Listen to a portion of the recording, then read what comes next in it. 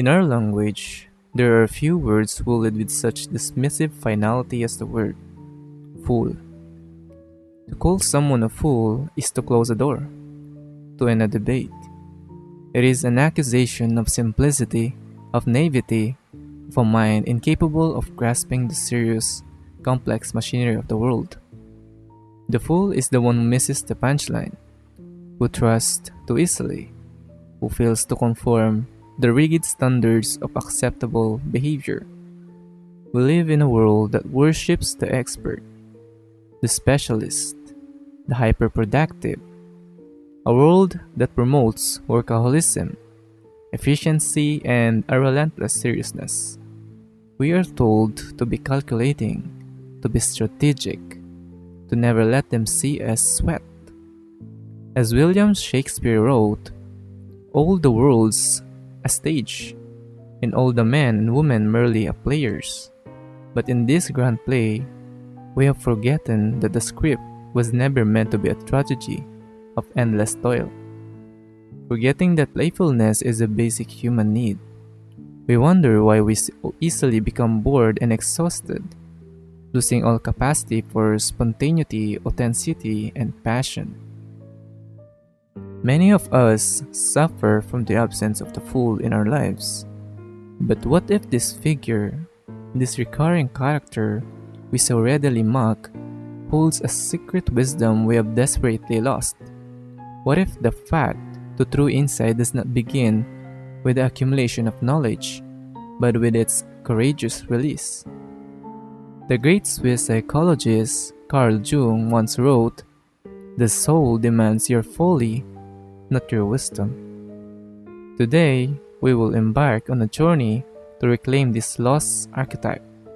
We will explore the paradox of the wise fool and discover that what society casts aside as foolishness may, in fact, be the very key to a deeper, more meaningful existence.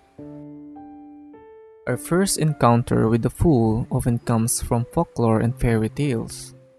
He is the third brother, the simpleton whom everybody laughs at. He is the one who appears dull-witted, inarticulate, and unable to navigate the intricate rules of society. He is the natural fool, defined not by a choice to be foolish, but by an inherent simplicity and innocence of heart. The very origin of the word fool comes from Latin folles, meaning a pair of bellows. This was extended to people to imply an empty-headed person, one filled with nothing but insubstantial air. But here lies the first paradox. Bellows may expel empty air, but it is this very air that furnishes the oxygen needed for combustion. In the same way, the fool, with his seemingly empty-headed simplicity, often fires us up. He introduces a disruptive, life-giving energy into stagnant situations. In the fairy tales, it is never the clever, calculating brothers who win the hand of the princess and her kingdom. It is always the fool. He is the foolhardy one who rushes in where angels fear to tread. He does not overthink, he does not ruminate on the possibility of failure. He simply acts, guided by an instinctual trust in the process of life. His spontaneous approach combines wisdom, madness, and folly. He possesses magical powers and has Lady Luck on his side. Precisely because he is not weighed down by the burden of being wise, he represents a wisdom that comes not from the mind, but from the heart. From this innocent, natural state, the archetype evolves into a more complex and conscious figure, the professional fool. The court jester of medieval times was merely an entertainer. He was a liminal entity, occupying a peculiar space between insider and outsider. He was the one person granted a license by the king to speak the truth. To make his special privileges known, the fool imitated the king's crown and sceptre with a cup and balls and a bubble, or fool's sceptre. In this costume, he was permitted to ridicule the very person he served. His humor was a carefully constructed vessel for harsh realities. While a nobleman would be beheaded for criticizing the king, the jester could do so with a witty song or a clever riddle. His words were dismissed as foolish, and in that dismissal, he found his power and his protection. The great secret of the successful fool is that he is no fool at all. Shakespeare, a master of human psychology, understood this dynamic. His fools are often the most insightful characters in his plays, in As You Like It. He writes a line that perfectly captures this inversion. The fool doth think he is wise, but the wise man knows himself to be a fool. This is the central function of the professional fool, to hold up a mirror to the powerful and expose their follies. He disrupts the stereo order of the court, reminding kings and queens of their own humanity, their own mortality, and their own capacity for error. He is an agent of change, a catalyst whose function is to uncover and disrupt the very things that cultures are based on.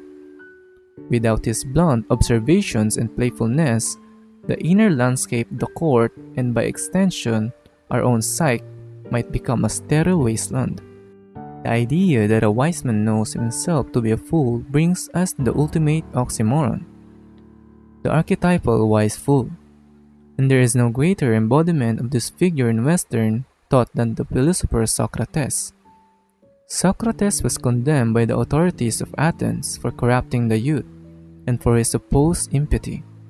But his true crime was exposing the folly of those who claimed to be wise. His entire educational method was based on a radical form of humility.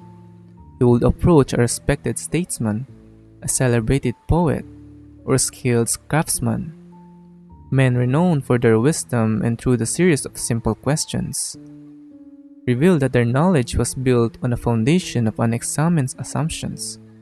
They could not truly explain the nature of justice, beauty, or virtue. His conclusion: his own wisdom was derived from a single powerful awareness, the awareness of his own ignorance. Knowledge of one's ignorance is itself a profound kind of knowledge. The Socratic principle finds a powerful echo in the Zen Buddhist concept of Shoshin, or beginner's mind. As the text reminds us, in the beginner's mind there are many possibilities, but in the expert's there are few. The expert is trapped by his own knowledge, his mind is closed. The beginner, the fool, is open, he is not afraid to ask the dumb question, because he is unburdened by the need to appear intelligent. It is in this state of openness and curiosity that true learning and genuine insight can occur. Yet how many of us live in fear of this very state? The inner voice that tells you, be careful, you will make a fool of yourself. Or, that is a dumb question, everyone is going to laugh at you. This is the voice of conformity. This is the dark side of the fool archetype, the inner critic that causes you to dumb down and play it safe, to strive for other people's acceptance, to determine of your true desires. To be wiseful is to learn to silence this voice and embrace the vulnerability of not knowing. The fool's journey reaches its apex when it transcends intellectual wisdom and enters the realm of the spiritual. Here we encounter the holy fool. This is the figure who is willing to risk ridicule, scorn, and rejection to follow a path of truth and love. The Russian writer Fyodor Dostoevsky masterfully portrays this archetype in his novel, The Idiot. The protagonist, Prince Mishkin, returns to Russia after years of treatment for epilepsy and what was then called idiocy. He is frank, open, and utterly without a persona. He says what is on his mind regardless of the social setting. This leads the corrupt, money-hungry society around him to label him an idiot. But Mishkin's perceived foolishness is his holiness. His innocence and lack of social cunning stand in sharp contrast to the manipulative world he enters. He is an instrument of satire, yes, but more than that, he is an embodiment of the Christian ideal of love and compassion. He is a positively beautiful individual in a morally decayed world. This figure is known in the Eastern Orthodox tradition as the Yudivi, or the fool for Christ. These were ascetics who feigned madness and rejected worldly possessions in order to challenge society and reveal a deeper spiritual truth. They willingly endured humiliation to demonstrate the foolishness of worldly values in the eyes of God. As St. Paul writes, God has made foolish the wisdom of this world. If anyone among you seemeth to be wise in this world, let him become a fool, that he may be wise. The holy fool understands that in the grand cosmic drama, the pursuit of status, wealth, and ego is the ultimate folly. So we return to where we began, to our world of relentless seriousness. We have seen the fool as the innocent outcast, the truth-telling jester, the wise philosopher, and the holy ascetic. In each form, he offers an antidote to the spiritual stagnation of our times. To embrace the fool is not to embrace stupidity. It is to embrace openness over expertise, authenticity over persona, courage over conformity. It is to find the wisdom in admitting, I don't know. It is to have the courage to ask the simple questions that expose the complex lie. It is to allow for play, for spontaneity. He is the precursor to transformation, for nothing new would ever start without him. In the end, the great English visionary William Blake may have said it best. If the fool would persist in his folly, he will become wise. Perhaps it is the time we all persisted a little more in our folly. Perhaps it is time we stopped trying too hard to be wise and instead gave ourselves permission, if only for a moment, to be gloriously, wonderfully, and wisely a fool.